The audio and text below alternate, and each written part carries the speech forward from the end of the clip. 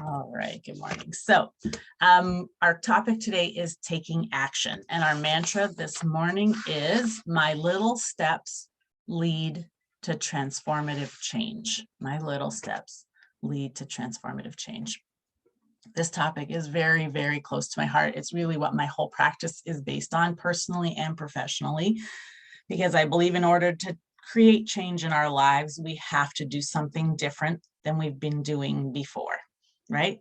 Whatever we're doing, if we are ready to transform, we need to add something in or delete something or do something, right? So often we want to shift our lives, but we keep doing what we've been doing and hoping that something different will happen. How many people have hoped that before, right? Yeah.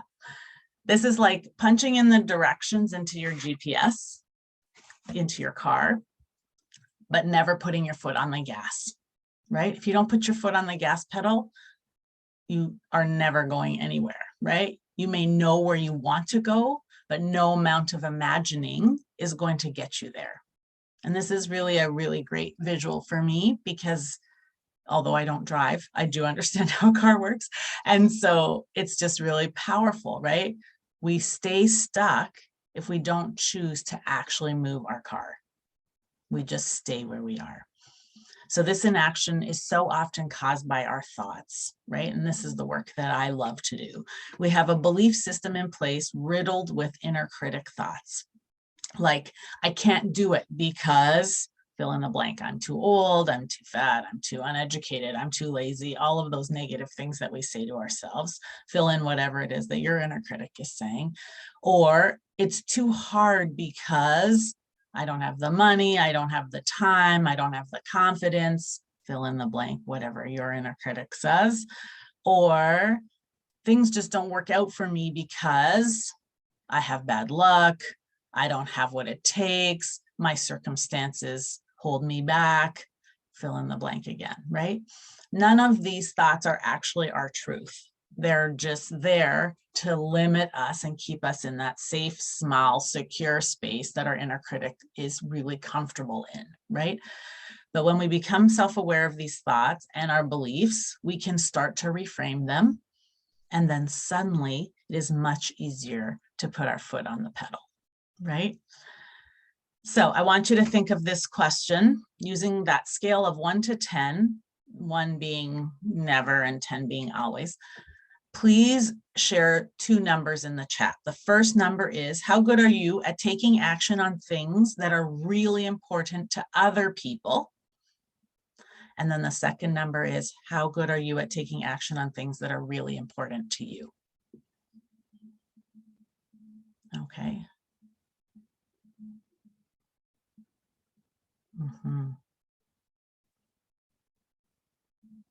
So I want you to notice if those numbers are the same or different, if there's a big gap between them, right?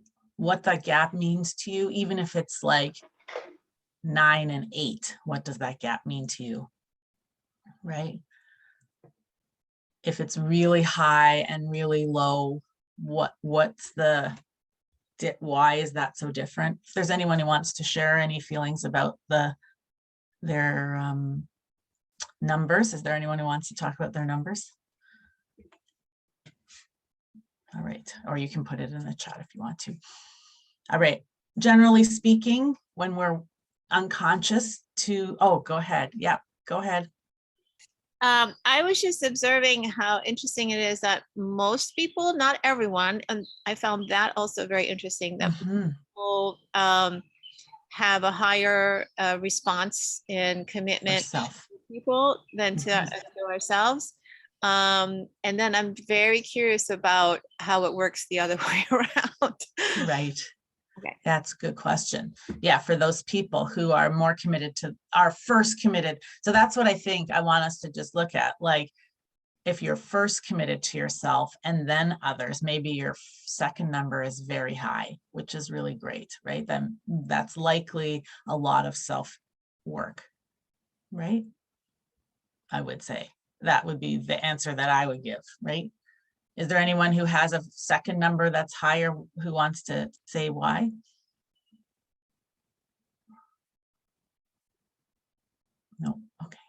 That's all right. All right. So those numbers are really there just as information always. When we do this number, I remember that someone's 5 and someone else's 5 are not the same thing. It's just personal to you, and someone's big gap and someone's small gap could mean exactly the same thing as well. So it's just really what feels intuitive for you. So I'm going to share some practices that help us to really get into the idea of taking action and making transformative steps, changes with little steps, right? So the first practice is shift from a one-day mentality to a day one mindset. So shift from a one-day mentality to a day one mindset. Procrastination is the action killer, right? When procrastination is part of your everyday operating system, it is very challenging to take action. So just emoji or raise hand or whatever that, do you feel like you're a procrastinator in any way? All the time, sometimes, are you procrastinator? Good, yeah, right? It's pretty common feeling, right? The very first thing you can do is admit that you use procrastination as a tool to stay stuck, because procrastination feels safe, right?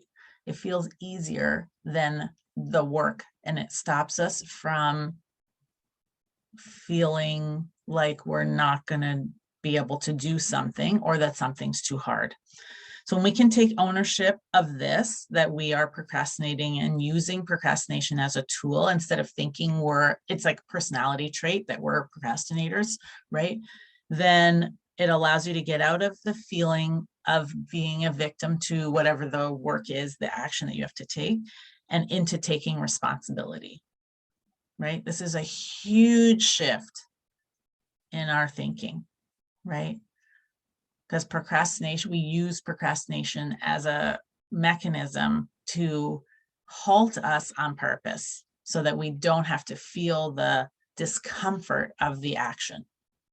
So when we can take responsibility for that, then we can start to do a whole bunch of other things. Right. Yeah. I procrastinate when I haven't filled my own cup first, when I'm exhausted. Yes. I procrastinate when I'm overwhelmed. Yes. Definitely a great procrastinator.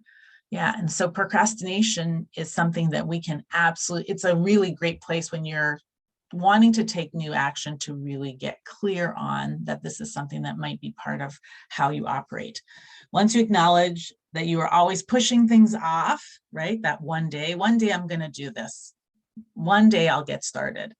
Next week, how many people have said, I'm going to start my diet on Monday when it's the weekend, right? Or I'm going to start writing in gratitude. I'm going to start doing my gratitude journal tomorrow, right? That's the one day mentality, right? Instead of just starting. So once you've acknowledged that you're always pushing things off and you decide you want to change that, it's important now to make time for the action or practice you want to add into your life, right? We have to make it important to us. So we want to be intentional, right? Being intentional is a powerful and necessary part of being in action. So simply put, being intentional means you are consciously choosing to make this action and the transformation that you want a priority in your life, right? As soon as we decide to make it a priority, then we're going to start putting some energy into it. And it's going to change from being that one day to more present energy, right? Opportunity. Another way to create a day one mentality is to stop wishing for things or wishing that things would be different, and instead act on what you want, right? Focusing on what you want then will allow you to create the world, like create a vision of how you want your life to be. And then you're going to use that lens to see the world. And then of course, that's going to invite in opportunities and things that are going to get you there, right? So it's super important to focus on what you want and to believe that it's possible and then to start using that as how you see the world instead of just wishing for things to be different, right? So it's more about focus than wishing, right? So visualizing your life as it is in that, whatever it is that you want, right? Prosperity, optimal health, whatever the things are that you are really hoping for, peace, inner peace, relationship connection, right?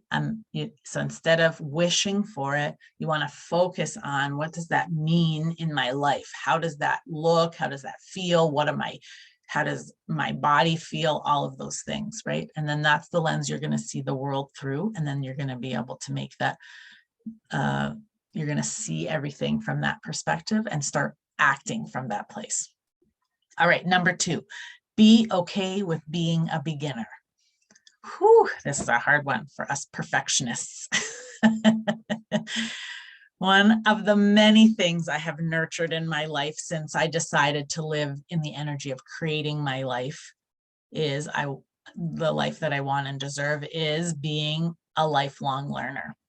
So I've always loved learning for sure, but this intentional lifelong learner has been really big for me. It excites me to learn new things and to not be afraid to not know things. This is huge, right? I'm just going to read that again. Not be afraid to not know things. So often, right? We feel like we have to show up and know stuff, right? And that if we don't know stuff, we're considered less than, right? So for me, and I definitely was in that category as if you have perfectionist as one of your inner critics, this is can be a really big part of it, right? And so one of the things I had to acknowledge is that I had to work on righteousness. Like I really thought that I was always right and knew all the things, right? And so having some humility in that has been so powerful. And that happened a long, long time ago, but it was a way to protect myself, right? From being, it's like it gave me some kind of false sense of strength or courage or confidence, right? So I released from needing to be right all the time and needing to be the person who had all the answers. Perfection is also an action squasher, right? One of the inner critic perfectionist messages that we hear often, and that is prominent in our rumination, is the all or nothing mindset, right? You'll know this if you have it. If you feel or say things like, if I can't do this well, it's not worth doing. Or I will do that once I know everything there is to know about it. Or you cannot do a thing publicly or let people try something you have done until you have it perfected. So if you feel any of that, this is that all or nothing perfectionist way, right? And obviously that halts us because your mind is constantly ruminating that things need to be perfect from the start. And then you find yourself not getting started in the first place because you can't have your expectation of needing it to be the all part met, right?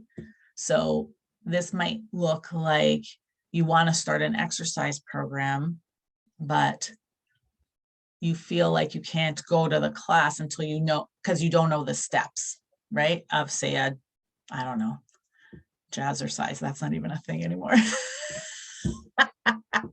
That's what came to mind. And so you don't want to be in the class because you'll feel stupid or look terrible or, right? And worse, you'll start to really connect with all of these negative feelings about yourself. So you just never go to the class instead of fumbling through not knowing, right? Because I can't go into a skateboard park because I don't know how to skateboard. right? And so if I go, I'll look like a fool. I'll fall down. People will laugh at me, blah, blah, blah, blah, blah, right? So you have to be like an expert skateboarder in order to go into the skateboard park, when in fact, you actually have to go in as a beginner, right? So you end up not going. So this is that all or nothing. So being okay with being a beginner. Number 3, get out of motion and into action. This is one of my favorite new things. Oh, thank you. Jazzercise Studio still exists. Yes, she just Googled it. Thank you. Thank you for making me not be 56 in this moment. So get out of motion and into action. One of the ways we fool ourselves into thinking we're doing something is by using our over-researching or over-preparing mind, right, as being in action. So this is, you know, this idea of just staying on the runway and never taking off, right? I'm just going to keep figuring out whether I'm going to keep planning and planning and planning my launch of my website. I'm going to keep researching the best platform to use to put out my blog. I'm going to keep rewriting my profile on a dating website and never push publish. I'm going to research 10 different kinds of diets over and over and over again, or keep adding the next one instead, or the doctors or whatever, instead of eating healthily. This is this over researching, over preparing, right? Over planning. And so it's what I kind of encourage everyone to do on the call.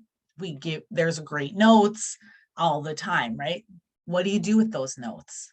Are they going into a binder and then you just keep reading them thinking, yep, these are all really good ideas for me? Or are you putting something into action? To get into action, we must make what we want to do non-negotiable, right? I use this word non-negotiable, not as a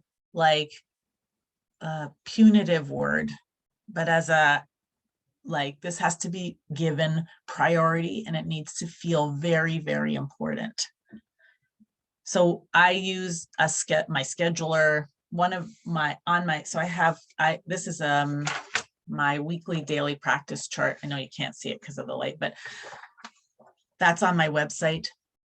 And I use that when I'm putting in something new into my everyday life, or I want to reset a practice that I've had before.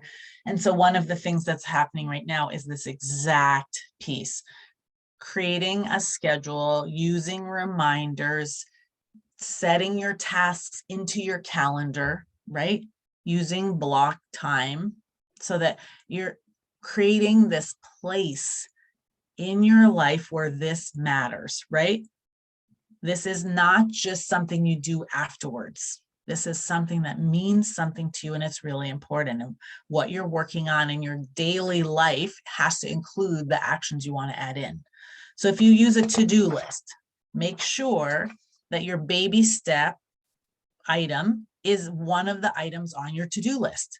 So if you've decided to write 3 gratitude statements, if you have a to-do list that says walk the dog, get the groceries, I don't know, make beds, vacuum, write, whatever the things are that are on your list, where it on that list is write 3 gratitude statements, right? It seems like such a little thing, but when you put it on there, it has the same potency, right?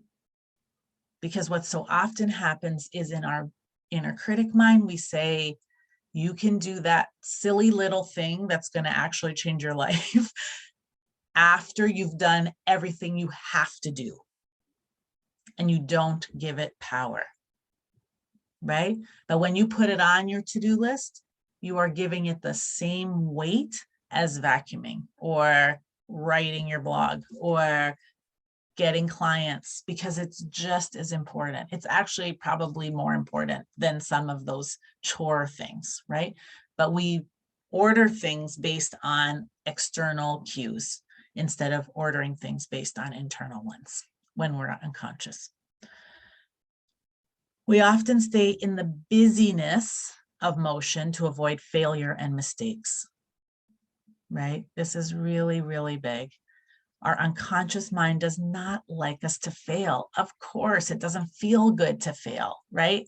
Our inner critic is designed to stop us from making mistakes and failing, right? When it was made, evolutionarily, right? It was life-saving. So in our ancient history, it was really important for us to stay out of danger, right? To stay alive. So it made sense that we didn't fail or make mistakes, because that meant you were being eaten or killed or hurt or eating, a poisonous plant or something, right? We have evolved from those times though. And so that danger is not there, but it's still an unconscious part of our brain function, right? It has stayed as part of our brain function, but it's malleable, right? We can change it. Now it's no longer necessary to avoid risk or play it safe all the time. Of course, there are times when we have to be careful. That's not what I'm saying. But action requires us to accept that it is human to make mistakes and fail. So this is something we want to rewrite in our brain, right? We will almost never die by failing anymore, right? This is by making a mistake. But so we have to really work on that piece. Number 4. I like that. I make deals with myself. I'd love to hear more about that later. That's great. Have deep self-compassion when things go differently than expected. This is called practice on purpose. You're going to have days when you're totally in the zone, right? And everything is feeling like just amazing. You're gonna have other days where you feel like only giving about 30%. Both are fully okay. Both. And neither is truly better than the other when you think about your whole life. The day that you worked at 30% is not gonna ruin your life. And the day when you worked at 110% is not going to necessarily better your life if you do it too many times, right? We want to just feel like we're in the place where we're flowing with however we're feeling, right? This is what makes our life so beautiful, is that we don't have to just go across in this straight line, that there's these ripples and valleys and peaks, and that's exciting, right? And so if we accept that we're not always going to be at 100%, and that we can't always be at 100%, that 100% all the time is not actually ideal, right? This is how we're going to have some compassion for ourselves, and how we're going to make it through our lives feeling joyful in our success and feel fulfilled. One of my favorite things to share with my clients is that you only have to reset when you've stopped doing something that is helpful in your life. So often we think we have to restart. We use that word instead. Oh, I stopped writing in my gratitude journal, and now I have to start again, right? It feels like that kind of energy, right? But think of all the knowledge and all the practice you already have. When you think of it as getting back on where you left off, it is not as daunting, right? It's so much less daunting than thinking you have to start again, right? So it's really about just getting back into it and not beating yourself up, even if you take 3 days off or 3 weeks off or 3 years off. You'll have all of the knowledge of whatever you did before, and it will just be like, oh, I'm right back into it, right? Reset. Be as kind to yourself as you would to be to someone who you care for when they're working on something or fail at something, right? What would you say to your best friend if they told you, oh, I've been journaling for the last 3 weeks, but for the last 3 days, I haven't done it? Would you be encouraging, or would you berate them? Would you say to them, you're such an idiot? What is wrong with you? How come you haven't been journaling? Don't you know journaling is the thing that's going to change your life? Why have you stopped? Are you so lazy? Would you say any of those things to your friend? Of course not, right?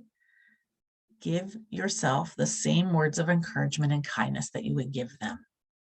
All right, it's time to start again. What's holding you back?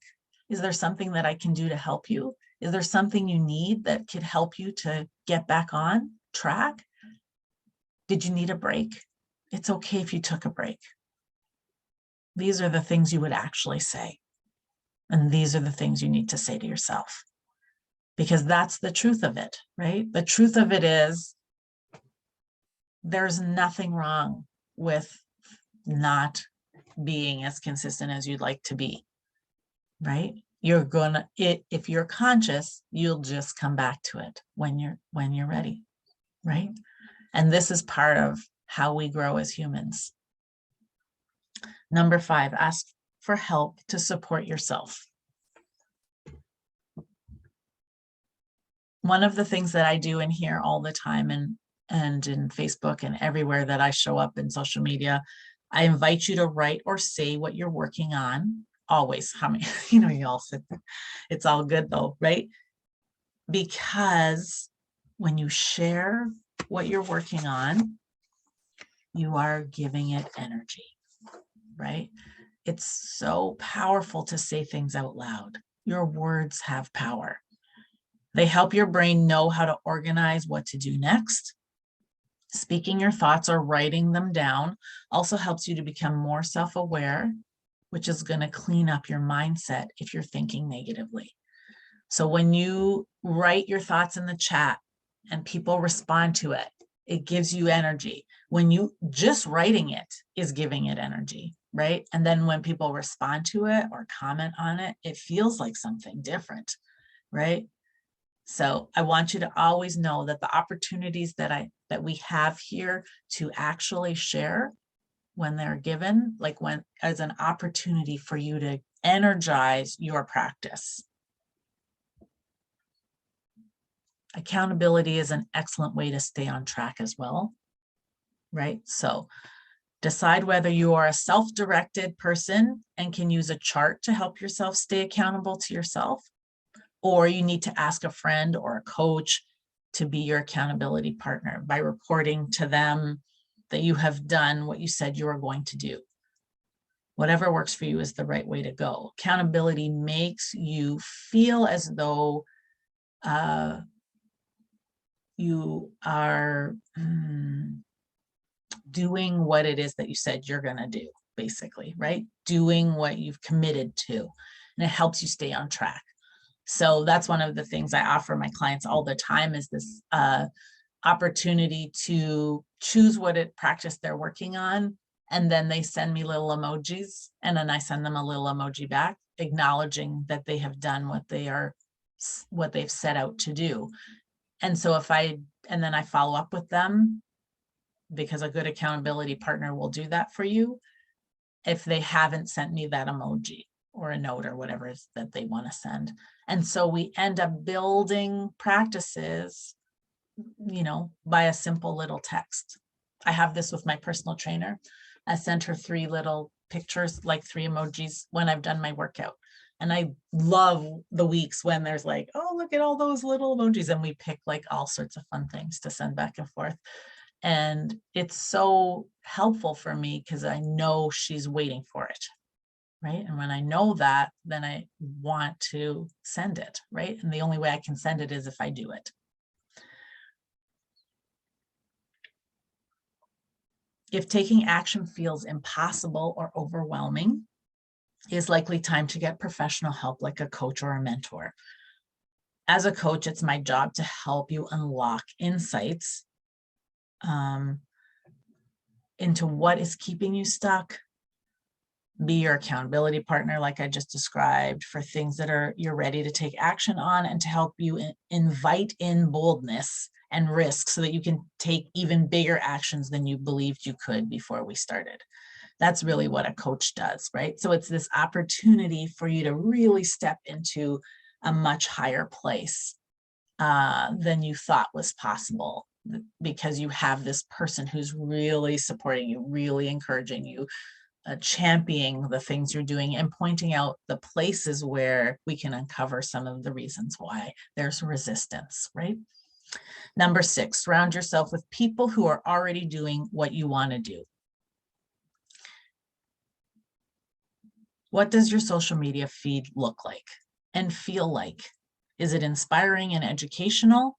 Does it uplift you and help you feel motivated to take your next best step?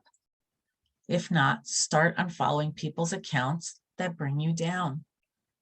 We've talked about this many times, right? If you feel negative or don't feel supported by people's accounts, or they're not doing things in their life that feel good for you, or the life you're creating for yourself, it's time to unfollow. You don't have to hurt anyone's feeling by unfriending. You can just unfollow and it will stop being what you see. The really cool thing about the algorithm, because we all know the algorithm just is kind of, I love that word, like it's an entity, feels like it sometimes, right? If you shift who you follow, your algorithm will shift. And so you'll start seeing things that are the way you want your life to look. So use social media to its benefit instead of using it at feeling like you're just sucked into the rabbit hole. Do you know?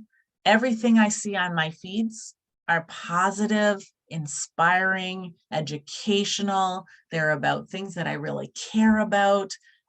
Every time someone comes on my feed who is not in the focus of what my focus is, I unfollow them, so that I don't keep, so that the algorithm doesn't say, oh, maybe she does want to see a little bit of that. I don't. So I have to unfollow those people, right? And when I unfollow or mute on Instagram or whatever it is you do, I don't necessarily, some of those people might be my friends and family, right? So I don't necessarily unfriend them, because if I want to message them or whatever, I still have that opportunity, and I don't want to hurt people's feelings. I just want to use my social media for my benefit instead of the other way around, right? So really be clear about that. It is very possible to curate your social media, right? It's my favorite word, curate your social media. Invest in your time and energy in groups, courses, workshops, retreats, whatever you can do that helps propel your life and whatever you're trying to create, right? Investment can look like showing up for this group, for example, right? Paying for someone's expertise and resources, volunteering at someone's conference, asking if you can intern with someone who you really think is amazing, or any other, any number of other ways that you can think of to stay in their world, right? People who inspire you are going to help you change, whether it's directly or indirectly, right? Whether it's from just being around them, like following them, seeing what they do, or taking the things they offer and using them for your own personal development. And then you want to surround yourself with a community of friends and mentors, because they are going to change how you talk, how you present yourself, how you think, and of course, how you act. The more you surround yourself with like-minded people, the more you're going to be in that energy. And of course, you're going to then start to transform, especially if they're already at a place that you feel like you're headed, right? You're going to start transforming little pieces of yourself to match that. That's kind of what we do as humans, imitate each other, right? I'm not talking about being inauthentic and, changing yourself to fit in, but we love connection and belonging, right? And so this is such a huge part of our experience, is that when I'm around people, so I have a mastermind group that I'm in with very high level business people.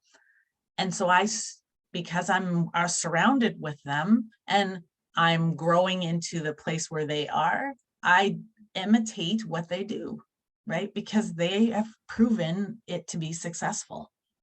So whether that's the way I speak, whether it's the way I clean up my profile on my Instagram, or change how I offer my whatever programs, whatever it is, this is what I learn all the time from them, right? You want to study and add in things you can see them doing that are working for them, right? And so these are the people that I emulate or follow, or, you know, pretend that I'm in the world with. No, I do. I feel like I am for sure. People like Oprah, Ellen, and Brene Brown, right? So things they do, I do. For example, they always are giving to people, right? They're always giving stuff to people. I was probably generous all my life, but I now have added that into my life very intentionally, right? I'm not giving away cars yet, but I definitely give all the time, right? Intentionally, to people in community, to friends, to whatever. Giving is something that has elevated them. And so it's something I've added into my life. I hope that example helps to see what I'm talking about. Number 7, piggyback on what you are already doing that you are proud of or love. Acknowledge the great actions you have already taken, right? What can you add to it? How can you expand that action already? So I've shared before my meditation practice. I started just with 1 minute, you know, adding to it minute by minute to expand it. And then on top of that, then I started, you know, taking meditation classes. I started meditating in large groups. You know, if there was a meditation in a park, I would join in. So I expand it because meditation has really been something that has been really important to me. So the action keeps evolving, right? How can you piggyback on what you're already practicing? And then the other thing is to notice the best time for you to work during the day, right? When do you feel like you're in that flow, right? When does life feel really like sweet? What's your sweet spot? You can try adding in something new by tapping into that great energy of productivity, inspiration, and creativity that are happening during that flow time, right? So it's a sweet time. If you, at like 4 o'clock is not my sweet time, right? So at 4 o'clock, I'm like, whoo, like that's the time when I really need to rest. That's not a time for me to add something new in, because I'm not going to have the energy to do it. 7 a.m. Yes, I'm like pumped at 7 a.m. So that's the time to put something in, right? So piggyback on what you're already doing that you are proud of or love, or time when it feels really sweet. All right, so just that, I'm going to stop there. Before we have questions, I just have a couple of announcements. So I have 2 announcements, one that's personal and one that's professional. So I'll start first by telling you that I'm taking a real life, relaxing, restorative beach resort vacation starting on Friday. Woohoo! I'm so excited. So we're heading to Mexico, my husband and I, for our anniversary. And I've decided, both of us actually have decided to leave our laptops at home. Like, this is huge for me. I don't think I've ever gone on vacation where I haven't taken my laptop. And we're only using our phones as a camera and for leisure activities like, you know, listening to music, podcasts, and books. All of this to say is that there will be no Monday Mantra call on July 18th, and we'll get back to it on July 15th. Yay, right? So that's big for me personally. And that leads really into my second announcement. So there are a few of you who are here who have joined me on this Monday Mantra call right from the first day back in the spring of 2019. Thank you to you. I'm so grateful. And then for everyone else who has been here throughout the time, I am so, so grateful. This call has evolved a lot over the last 3 years. It has gone through many different forms over the time. When I first started it, I thought it was only going to be like 6 weeks long, to be honest. I was collecting research for my book and for my coaching practice. And I loved having this direct access to questions people had about my work. In those days, we were about 6 people, and we would just have this casual kind of discussion about how things, a topic, and then just really discuss that topic. And I didn't really have a format or anything. I was just really listening to what people had to say. And as the call grew, I feel like I grew too. I believe the call has gotten much better from those early years. And I know that I always feel inspired, and I hope that I'm inspiring, but I have also felt really inspired by the community that has evolved from the Monday Mantra call.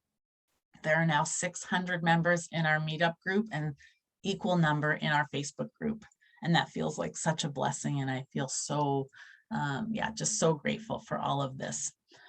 So it is now time for the call to evolve again into something that I'm really, really proud of and very excited to share with you and excited about. So beginning on August 8th, you will be able to become a member of the Monday Mantra Collective. So this is really so huge, right? The Monday Mantra Collective is a membership, and it's really the accumulation of all the things people have asked for over time in one space. Obviously, the foundation of this hub and your membership will be the Monday Mantra call. It will not change at all. Well, I mean, it'll change as it needs to change, but it will still be that same Monday call. We will be able to have, I feel, much deeper conversations, as the recordings will not be shared publicly anymore. Only those with memberships will have access. I believe that this will help us to be more supportive with one another, ask much deeper questions, and share our big and little steps with each other much more freely. I miss that, I have to say. I miss that closeness.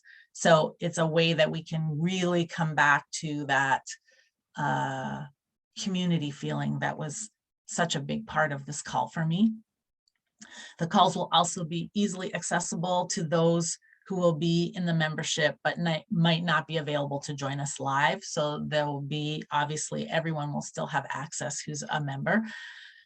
And then using this new and very easy online platform. I know I had a platform before that was not easy to navigate. This one is, I can do it, so anyone can do it. We've created this beautiful and simple dashboard for you to use.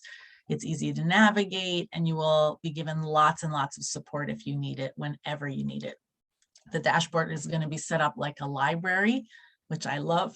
And so it'll be full of resources that only are available to members, that won't be available anywhere else in the world from me.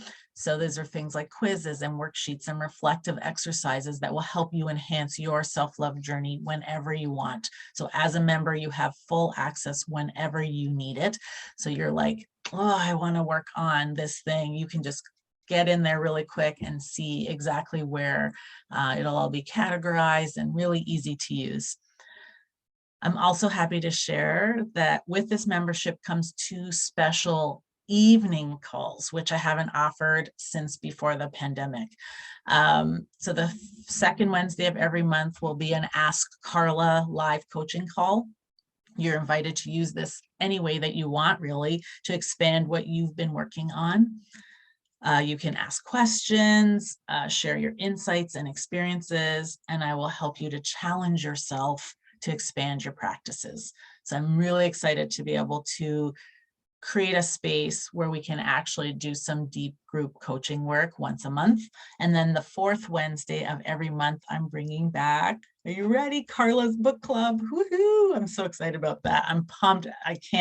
I'm so excited. I've been really, really wanting to do book club again, and this feels like a really great way to add it in. We will study personal growth books that make a difference and spend the evening that Wednesday applying the book's lessons to our own lives, which is how I've always run book club, really from this place where I want the book to have meaning personally instead of going through the chapters and, whatever, or summarizing them, whatever. We always talk from this very personal place. I'm super excited about that.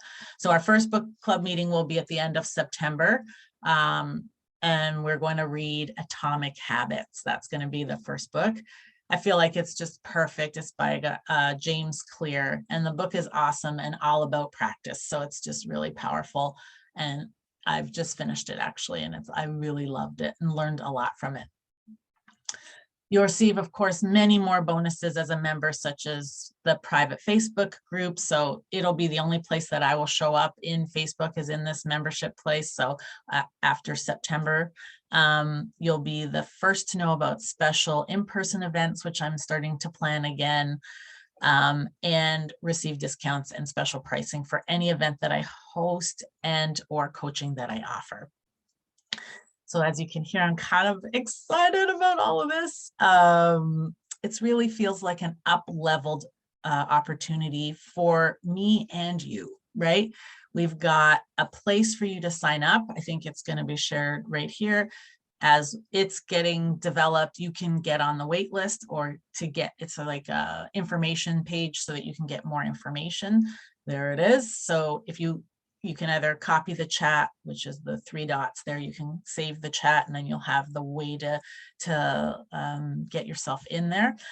As a gift to you, I'm offering you your August membership at just $1. This is really, this is how much I believe in this, and this is how much I hope that you will really invest in yourself, right? After that, your monthly investment in your self-love journey is $22. And as a founding member, your monthly membership and investment will stay the same for the rest of 2022 and all of 2023. So in January, the price will change, but you will get to stay the same. This evolution feels so right for me, and I feel like it's so right for you, because it's this opportunity to really invest in your journey. When we invest in things, that's when we grow, right? So I'm excited for you to become a member of the Monday Mantra Collective so we can grow together. So I'm going to turn off I don't know what people are. Oh, that's a great idea. Yes, there is. No, someone wrote, is there a contest for the first on the wait list? Are you already on it? You win. Thank you. And I love that. Great upgrade. Amazing. Thank you already for signing up. That's awesome. Okay, I'm going to turn off the recording, and I'm happy to answer questions as well as questions on what we talked about taking action. So let me just stop the recording. Yeah.